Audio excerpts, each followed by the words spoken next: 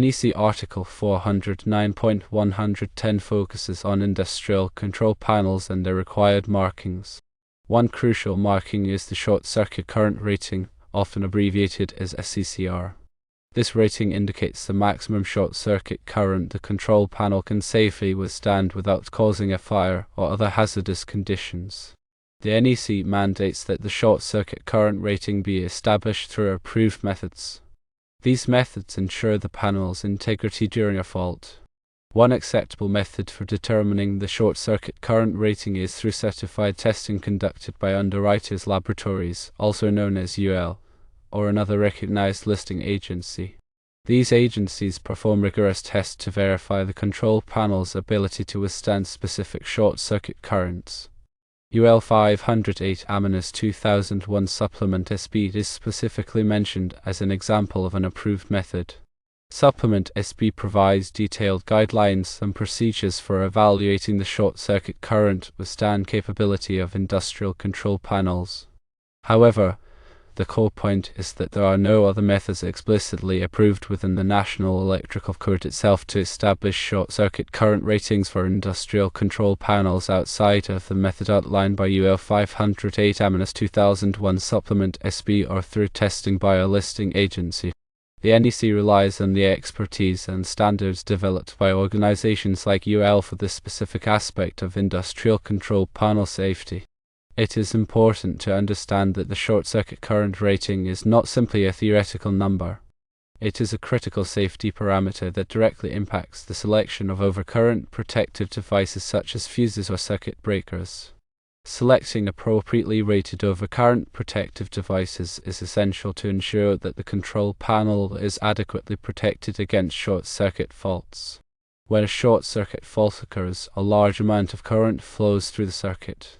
If the control panel short circuit current rating is lower than the available fault current, the panel could be severely damaged, leading to potential fire hazards or other dangerous situations. The overcurrent protective devices are designed to interrupt the flow of current quickly and safely in the event of a short circuit fault. This prevents excessive current from damaging the control panel and other equipment connected to the circuit. The short circuit current rating of the control panel must be equal to or greater than the available fault current at the point of installation. This ensures that the control panel can safely withstand any potential short circuit faults. The available fault current is the maximum current that could flow in a short circuit condition at a specific point in the electrical system. It depends on factors such as the utility source impedance, transformer sizes, conductor lengths, and other electrical components in the system. It is crucial to accurately determine the available fault current at the control panel's location to select the appropriate short circuit current rating. Electrical engineers typically perform a fault current study to calculate the available fault current. This study involves analyzing the electrical system and considering all relevant factors that can influence the fault current level. The results of the fault current study are used to select the appropriate short circuit current rating for the control panel and the corresponding overcurrent protective devices. The NEC provides specific requirements for calculating the available fault current and selecting overcurrent protective devices. These requirements are outlined in Article 110.24 and Article 240 of the NEC. It is essential to comply with these requirements to ensure the safety of the electrical system. In addition to the short circuit current rating, industrial control panels must also be marked with other important information such as the manufacturer's name, model number, voltage rating, and current rating. This information helps to identify the control panel and ensure that it is used within its specified operating parameters. The NEC also requires that industrial control panels be installed and maintained in accordance with manufacturer's instructions and applicable electrical codes. This includes ensuring that the control panel is properly grounded, that all connections are tight, and that the panel is protected from environmental factors such as moisture and dust. Regular inspections and maintenance are essential to ensure the continued safe operation of industrial control panels. During these inspections, it is important to check for any signs of damage such as cracked insulation, loose connections, or corrosion. Any damaged component should be replaced immediately to prevent potential hazards. In summary, the short circuit current rating is a critical safety parameter for industrial control panels. It indicates the maximum short circuit current the control panel can safely withstand without causing a fire or other hazardous conditions.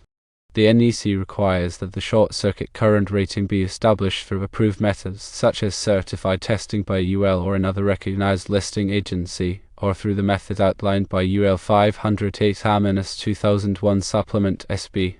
Selecting appropriately rated overcurrent protective devices is essential to ensure that the control panel is adequately protected against short circuit faults.